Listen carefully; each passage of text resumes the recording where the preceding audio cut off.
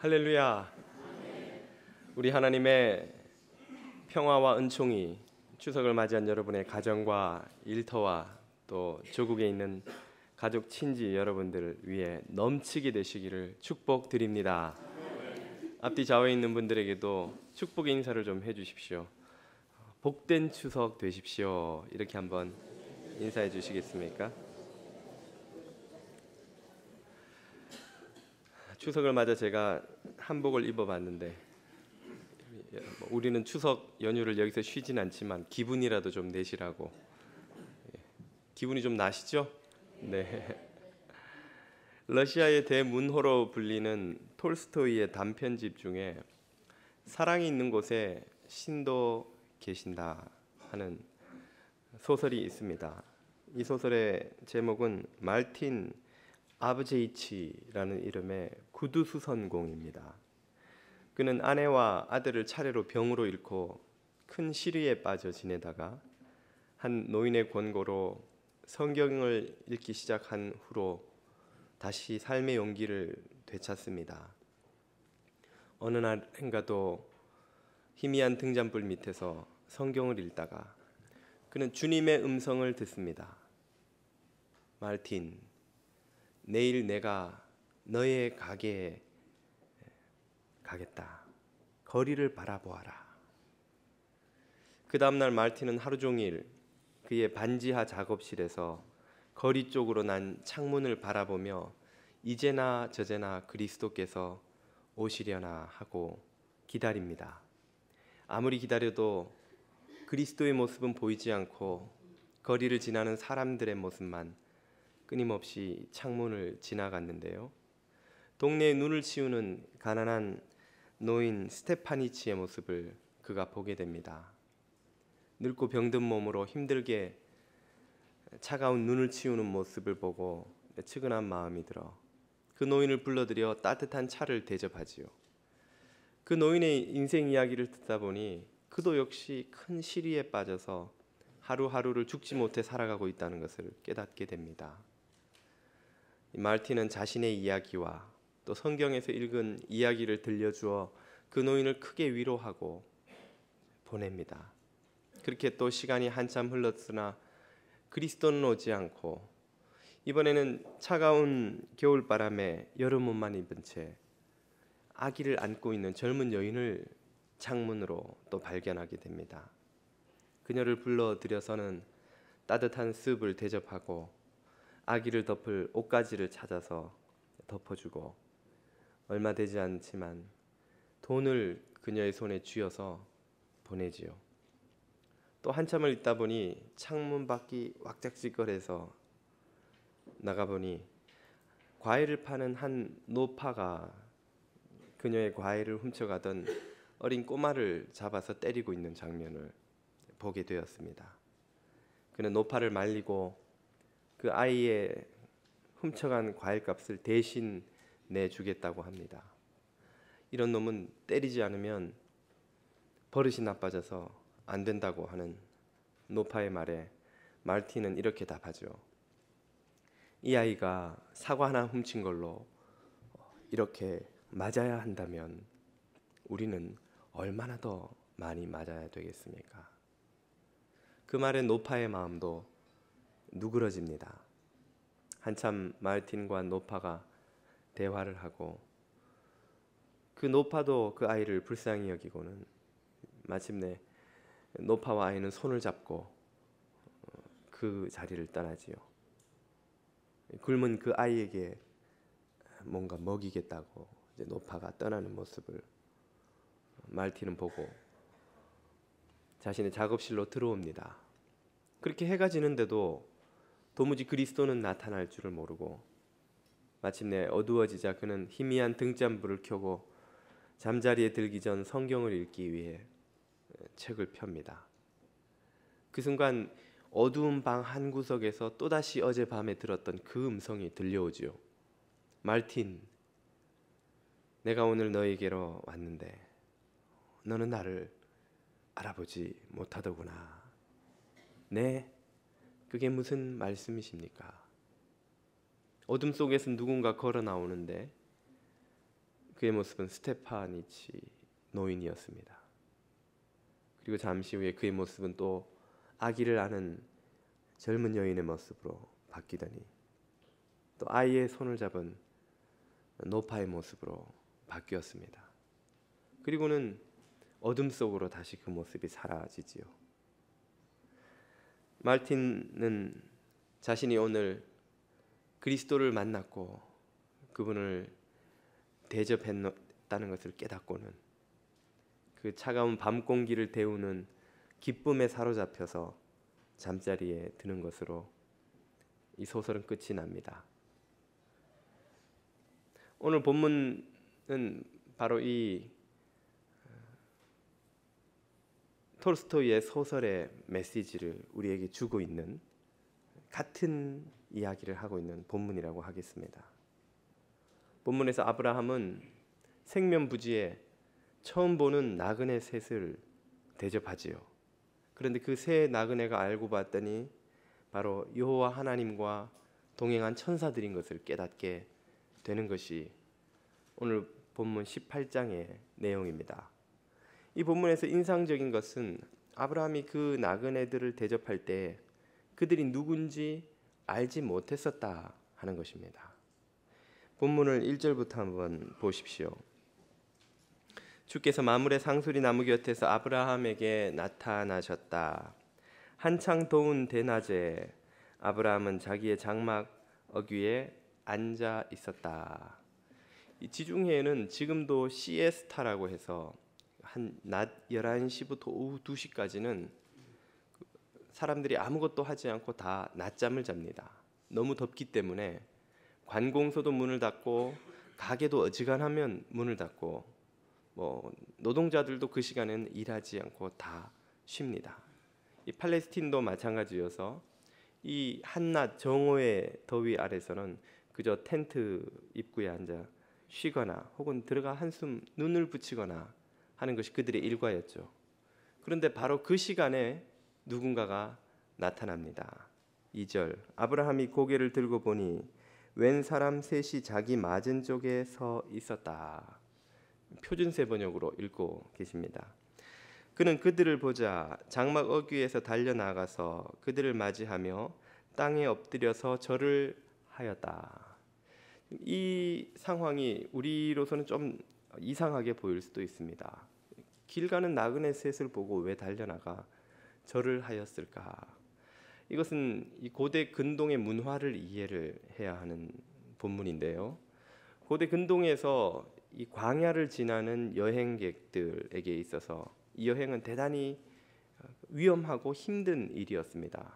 요즘처럼 가는 곳마다 호텔과 식당이 있는 그런 시대도 그런 나라도 아니죠.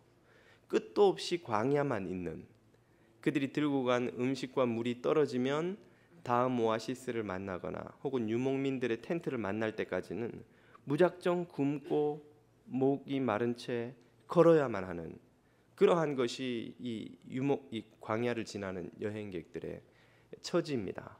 그래서 그들에게는 오아시스나 유목민의 텐트나 혹은 정착촌을 만나는 것은 정말 바다에서 구조선을 만나는 것만큼이나 특별하고 아주 고마운 경험이죠. 문제는 그 텐트나 정착촌 사람들이 그들을 어떻게 맞이해 주느냐 하는 것입니다. 그래서 고대 근동에서는 경건한 사람의 마땅한 의무 중에 이 나그네를 잘 대접해야 한다라는 문화가 있습니다. 우리 조상들도 그런 문화를 가지고 있었죠. 그래서 의뢰이 그 지역에서 내놓으라 하는 양반집이라면 지나가던 나그네가 이리 오너라 말 한마디만 해도 사랑채에 불러들여서는 식사를 한 끼 대접하고 또 하룻밤 정도는 이유도 없이 그냥 재워서 보내는 것이 양반에 마땅한 의무인 양, 그렇게 우리 조상들도 생각을 했었습니다. 이 팔레스틴에서도 그런 문화가 있었다는 것이죠. 그래서 이 아브라함은 그 지나가는 나그네 셋을 보고는 달려나가 그들을 맞이하는데 그 맞이하는 폼이 정말이지 무슨 사위 맞는 장모 모양, 아주 극진하기 이를 데가 없습니다. 3절부터 한번 보시죠. 아브라함이 말하였다. 손님들께서 저를 좋게 보시면 이 종의 곁을 그냥 지나가지 마시기 바랍니다. 4절. 물을 좀 가져오라고 하셔서 발을 씻으시고 이 나무 아래에서 쉬시기 바랍니다. 이 중동에서는 발을 씻기는 것이 대단히 중요한 손님 접대의 절차입니다.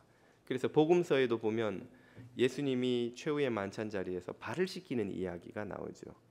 요즘처럼 이런 운동화나 구두가 아닌 그저 샌들 같은 얇고 그냥 아무런 보호 장치도 없는 이 샌들을 신고 다니는 시대에 온통 그 중동은 광야 땅, 먼지 땅 아닙니까? 그 땅은 다니면 그냥 발이 먼지투성이가 되는 것이죠. 그러면 발을 씻으면서 더러운 것도 씻어내고 그리고 피곤해진 발을 회복시켜주는, 요즘으로 치면 발 마사지 같은 기능도 있는 그런 대접인 것입니다. 그래서 이곳에서 좀 쉬면서 발도 씻고 피로를 회복하십시오 하는 말이죠. 5절. 손님들께서 잡수실 것을 제가 조금 가져오겠습니다. 이렇게 이 종에게로 오셨으니 좀 잡수시고 기분이 상쾌해진 다음에 길을 떠나시기 바랍니다. 여기서 아브라함의 의도가 분명히 드러납니다. 이 사람들은 이전에도 아브라함과 아무 상관이 없었고 앞으로도 어떤 상관이 있을지, 그 고대 세계의 그 넓은 땅을 여행하는 사람들이 다시 평생에 만나게 될지도 알 수 없는 사람들인데, 그러나 이 광야길을 가는 힘든 여정에서 잠시나마 쉬어갈 수 있는 이 휴식처가 되겠다는 것이죠. 뭘 얻겠다고 그렇게 하는 것이냐? 아무 얻는 것이 없지만 마땅히 경건한 사람들은 그렇게 이렇게 힘든 처지에 있는 여행객들을 대접하는 것이 옳다고 그때는 믿었던 것입니다. 아브라함은 그 믿음대로 지금 행동하고 있는 것이죠. 그들이 찾아온 시간이 언제라고 말했습니까? 땡볕이 뜨거운 낮 12시. 이 한국이나 뭐 LA의 땡볕은 땡볕도 아닙니다. 이 중동의 그 광야에 비치는 땡볕은 그야말로 사람을 무기력하게 만드는 그런 빛이죠. 그때 이 나그네들이 나타났습니다. 모두가 쉬어야 하는 때에, 우리로 치자면 새벽 1시나 2시쯤에 잠들어서 곤히 골아떨어져 있는 그 시간에 손님이 나타난 거예요. 그런 시간에 나타났는데 아브라함은 그들을 지금 극진히 환영하고 대접하고 있지요. 아브라함의 대접하는 모습을 한번 보십시오. 6절. 아브라함이 장막 안으로 뛰어 들어가서 사라에게 말하였다. 우리는 손님들이 오면 이렇게 막 뛰어 들어가기도 하지만 또 어슬렁어슬렁 걸어 들어가기도 하죠. 꼭 이 시간에 와서 사람을 성가시게 하나 그러면은 그냥 어슬렁어슬렁. 사람의 마음이 그 태도에서 드러나는 법인데, 아브라함은 뭐 남는 것도 없는 이 일에 뛰어 들어가서 아내에게 말하기를 빨리 고운 밀가루 3스아를 22리터쯤 되는 부피입니다. 12대 돼. 이게 파운드로는 얼마나 되는지 제가 계산을 안 해봤네요. 하여튼 3스아를 가지고 와서 반죽을 하여 빵을 좀 구우시오.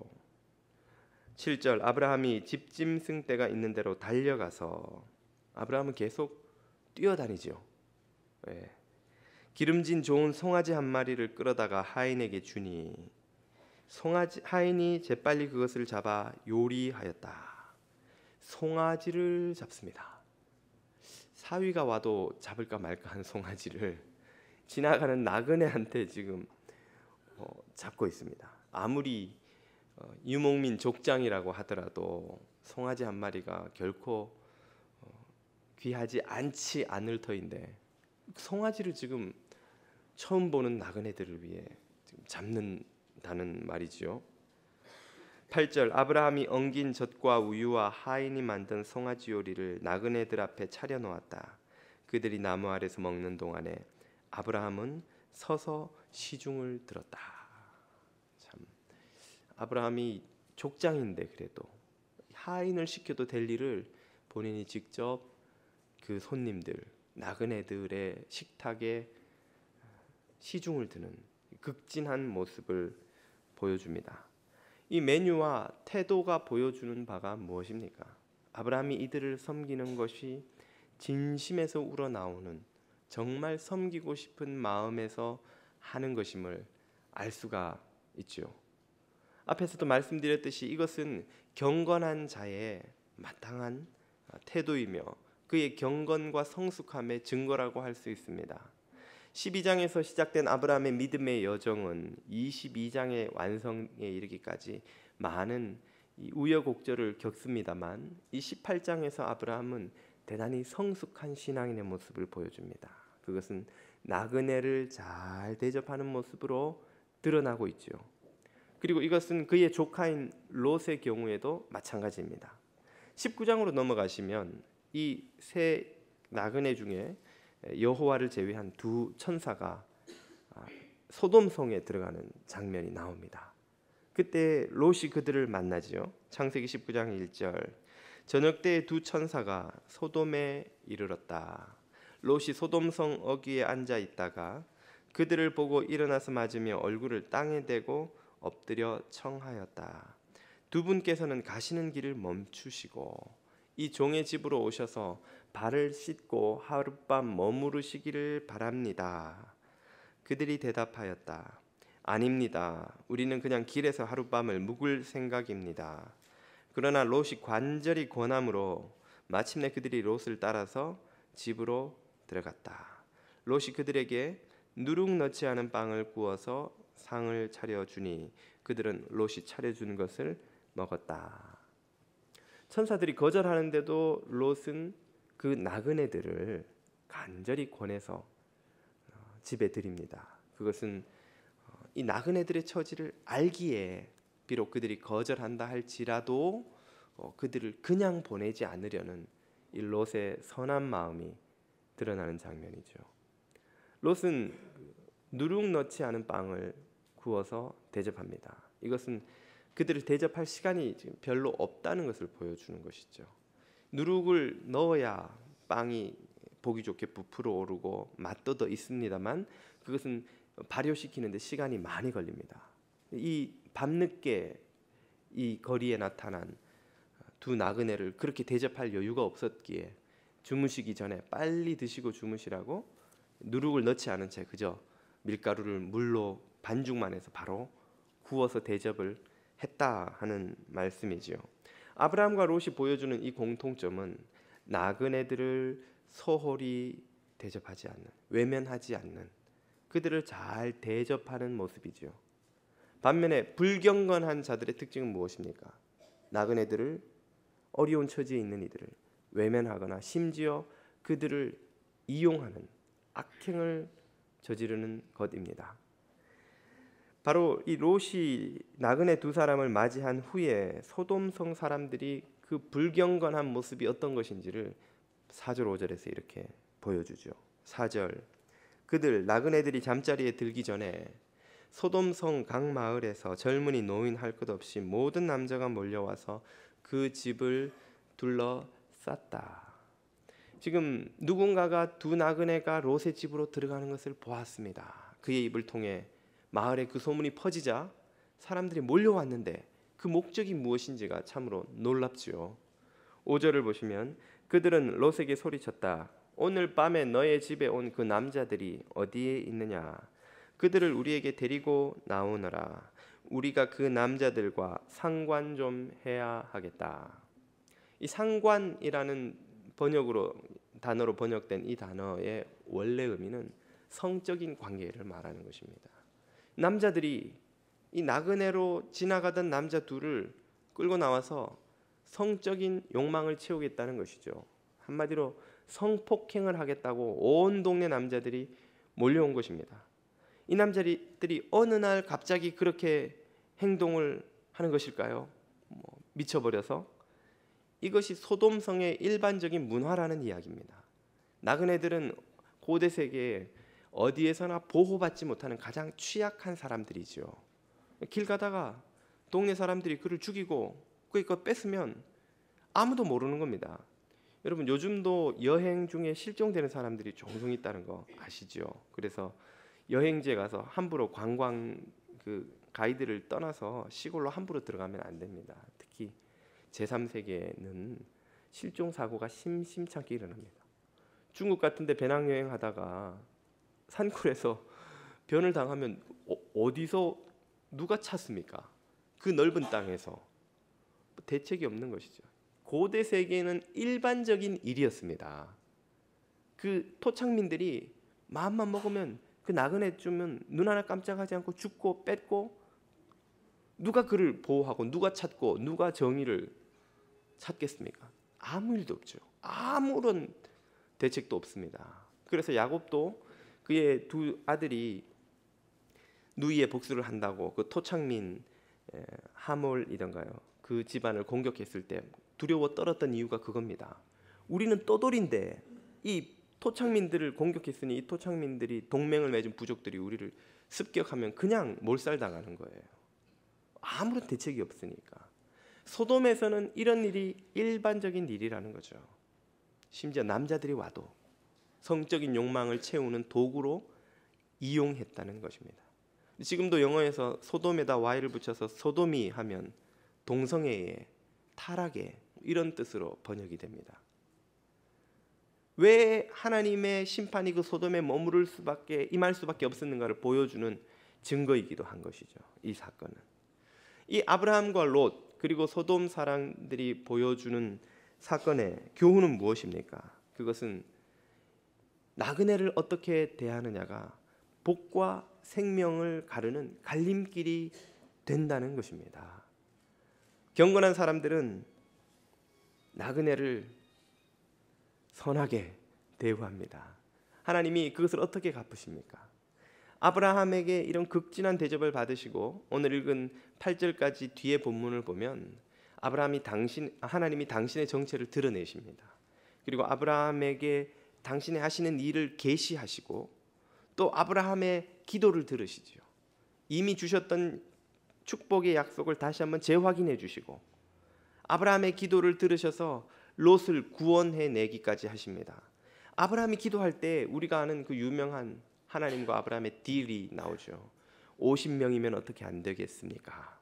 45명이면요, 40명이면요, 10명까지 내려가는데도 하나님은 아브라함의 기도에 짜증 한마디 안 내시고 불평 한마디 안 하시고 다 들으십니다. 왜요? 배불리 먹었으니까. 일단 아쉬운 소리를 할 때는 우리가 먹이고 보지 않습니까? 잘 대접하고 그런데 말이죠, 부탁을 해도 하는 것이 사람의 인지상정인데 아브라함은 지금 나그네를 극진히 대접했거든요. 하나님도 잘 드시고는 아브라함이 하는 말에 차마 내가 30명까지는 예스 하려고 그랬는데 먹은 게 있으니까 20명, 10명까지 내려가도 아무 말씀 못 하시는 거예요. 나그네를 잘 대접하는 이들에게 하나님이 복을 주신다는 이야기입니다. 반대로 나그네들을 홀대하고 외면하고 심지어 그들에게 악행을 저지르는 이들, 이 소돔 사람들은 어떻게 됩니까? 19장 후반부로 가면 그 소돔성에 심판이 임하지요. 불과 유황비가 그 도시를 잿더미로 만들어 버립니다. 우리는 나그네를 잘 대접하는 것에 복과 생명의 길이 있다는 것을 깨달아야 합니다. 성경이 우리에게 그 사실을 이렇게 강조해 줍니다. 히브리서 13장 2절을 보십시오. 나그네 대접하기를 게을리하지 마십시오. 어떤 이들은 나그네를 대접하다가 자기도 모르는 사이에 천사들을 대접하였습니다. 여기서 말하는 어떤 이들이 누구입니까? 바로 아브라함이에요. 아브라함의 예를 들면서 이 히브리서의 기록자가 이렇게 표현하고 있는 것입니다. 이때 말하는 나그네란 어떤 이들입니까?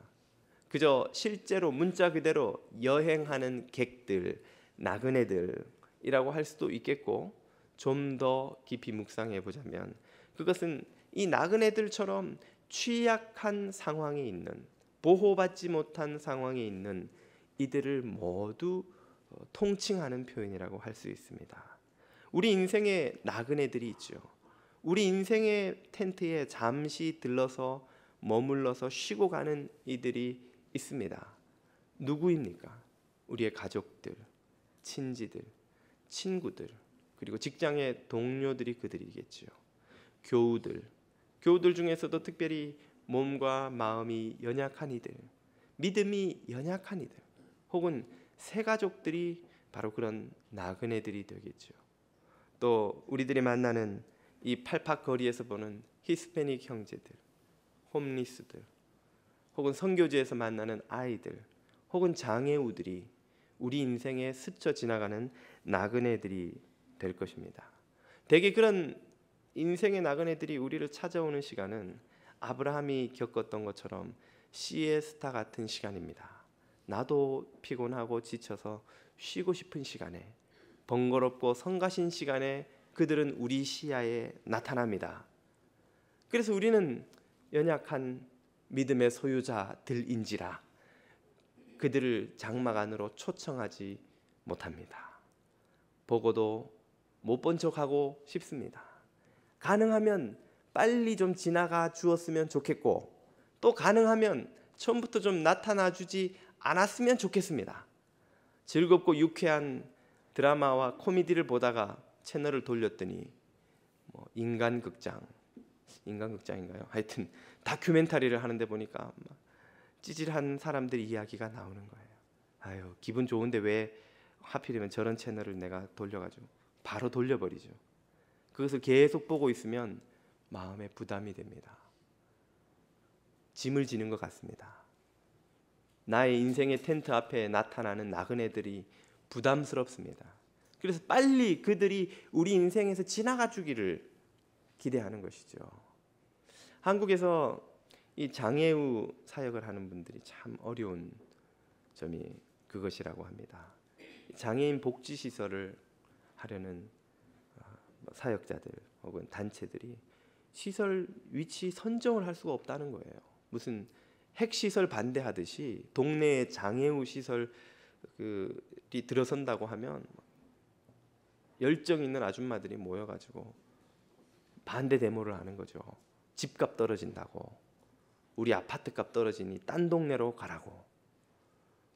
그 중에는 집사님도 계시고 권사님도 계시고 교인들도 많이 있을 터인데, 없지 않을 터인데 이 동네에서 못 세우게 하니 딴 동네에 가면 있느냐? 그래도 없는 것이죠. 어느 동네인들 우리 동네는 좋습니다 하는 데가 없으니 결국 시골로 거기도 안 되면 산골로 가건물을 세워서 자꾸만, 특히 돈이 없는 사역자들은 시골로 들어갈 수밖에 없는 거예요. 장애우들일수록 더 대중교통에 근접한 데 있어야 그들이 단 한 번을 외출을 해도 그게 가능한데, 장애우들이 1시간씩 걸어야 버스를 만나는 동네로 자꾸만 밀려 들어갈 수밖에 없다는 것입니다. 그래서 시내 버스 한번 타는 게 우리 해외여행하는 것보다 더 어려운 처지에 놓이는데 왜 그렇습니까? 사람들이 내 인생의 텐트 앞에 지치고 상한 나그네들이 나타나는 게 싫은 거예요. 우리 텐트값 올라가야 되는데 자꾸 저런 사람들 나타나면 텐트값 떨어지는 거예요.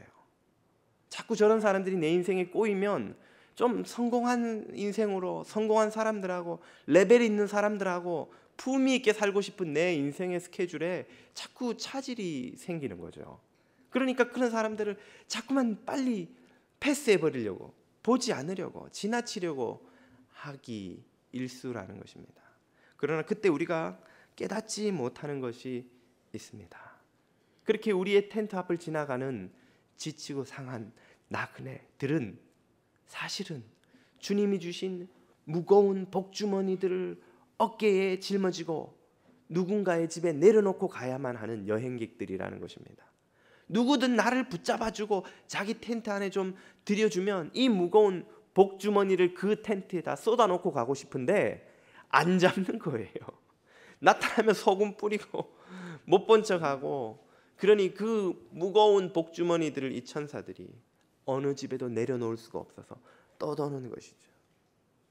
그것을 누가 그 복주머니를 다 가지게 됩니까?